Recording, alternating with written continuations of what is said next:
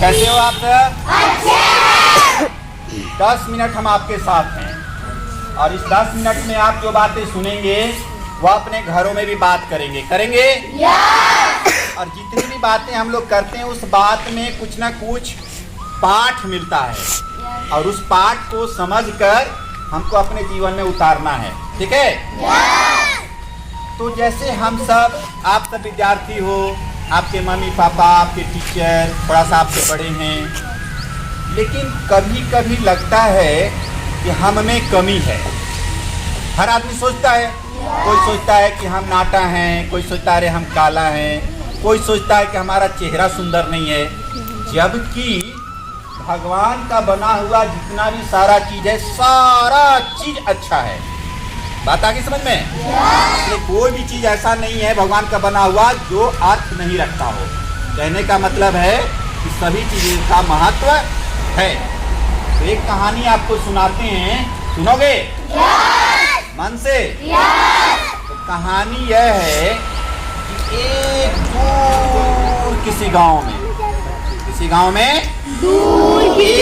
एक परिवार रहता था। दंपति, पति और पत्नी दोनों को हम लोग दंपति बोलते हैं ना। तो अपने परिवार के साथ दूर पहाड़ी पर जाकर रहा करता था। और पहले का जमाना था, आज वाला नहीं कि पानी पीना तो चंपाकल का बोरिंग कर दिया।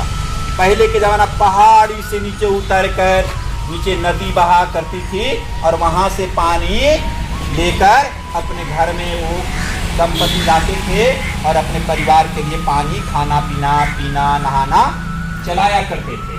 ठीक है?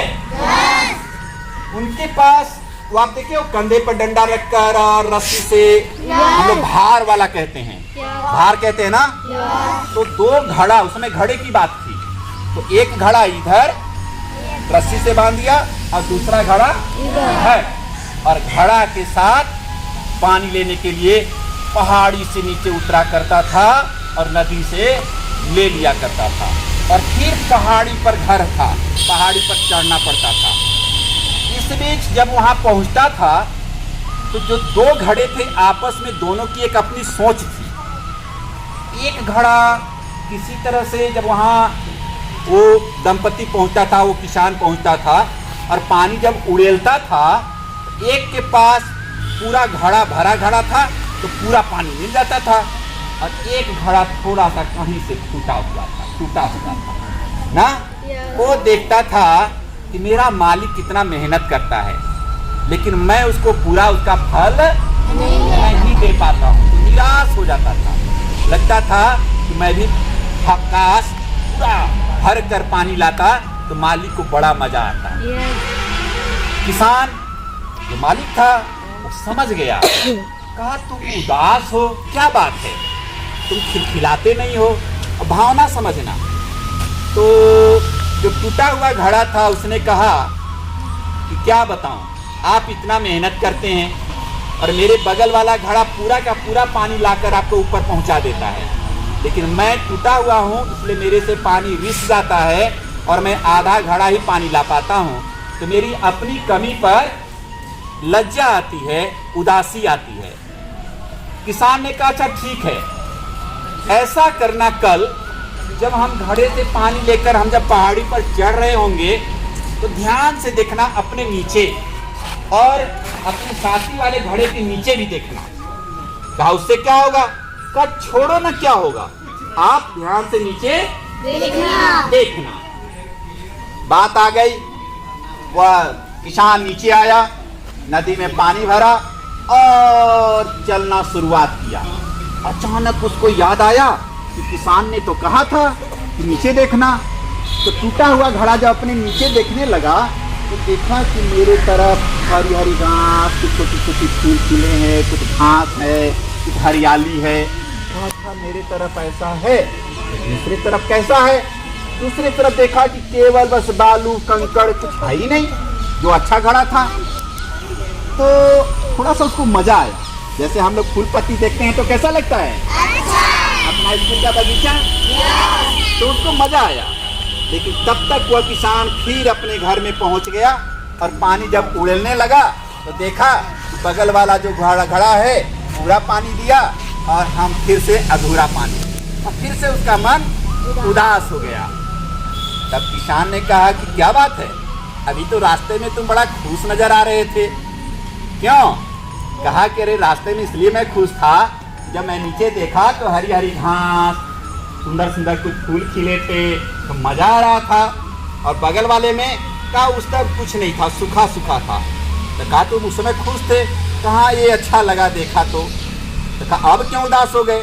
कहा वही बात, इतनी मेहनत के बाद भी आपके लिए आधे घड़े पानी ही मैं दे पाया और बगल वाला पूरा पानी दिया। कहा तो नहीं समझे? कहा क्या? कहा वो जो भरा हुआ घड़ा था तो गरुड़ में है, वह दूसरे को कुछ नहीं दे पाया, वो उतना लाया और वहीं तक पूरा कर पाया। लेकिन तुम जो टूटे हुए थे, तुम्हारे टूटा हुआ होने के कारण जो पानी रिस रिस कर बह बह कर पानी पूरा रास्ता जब हम आते थे तो वहाँ पर हरी हरी घास जन्मा, फूल खिले, यानी उस पौधे को पानी मिला, यानी एक नया जीवन मिला, खुशहाली मिली। तो कौन अच्छा? और टूटा हुआ घड़ा का मन खुश हो गया कि अरे मेरे में कमी है तो क्या हुआ, लेकिन मैं दूसरे की खुशी दे सकता हूँ, दूसरे की प्रसन्नता में साथ दे सकता हूँ। उसके बाद से उस घड़े को भी समझ में आ गया कि यदि हमने कुछ कमी है तो कुछ खूबियाँ भी है, बस उसको पहचानना है। और सबसे अच्छी बात कि हमारा आचरण, हमारा व्यवहार इतना अच्छा हो कि हम अगर कद में नाटे हैं तो हमारी कोशिश करने से हम लंबा तो हो नहीं जाएंगे, हाँ थोड़ा एक्सरसाइज से होंगे, लेकिन भगवान ने नाटा बनाया तो बनाया, लेकिन नाटा होकर भी हम बेहतर क्या कर सकते हैं? कोई कहता है कि गोरा अच्छा होता है, काला ठीक नहीं है ना, सारे कलर अच्छे होते हैं। आपके व्यवहार, आपके चेहरे पर स्माइल सुंदर होनी चाहिए, बस आप अच्छे हो जाओगे। सर भारतीय तो सांवला रहते हैं ना? हाँ, हम सब भारतीय हैं और हम लोग बहुत सुंदर, पूरी दुनिया वाले लोग कहते हैं कि हम लोग बहुत सुंदर हैं। तो भारतीय हम सब, हम सलोने, श्याम सलोने है ना हम लोग। श्री कृष्णा जी कैसे थे? श्री कृष्ण भगवान सांवले थे ना, इसीलिए हम लोग तो श्री कृष्ण जब सांवले थे तो हम लोग गोरे सांवले छोटे बड़े से मतलब नहीं, हम एक अच्छे इंसान हैं और माता पिता के अच्छे बच्चे, विद्यालय के अच्छे विद्यार्थी और समाज के अच्छा व्यक्ति बनना है। बनना है आपको? तो अब ये अगर हमें कुछ कमी भी दिखे तो हमें देखना कि मेरे अंदर खूबियाँ क्या हो सकती है। बात आ गई समझ में? इससे क्या शिक्षा मिली? हम सब जैसे भी हैं, हम सब जैसे भी हैं, अच्छे नहीं बहुत अच्छे हैं। हम सब जैसे भी हैं,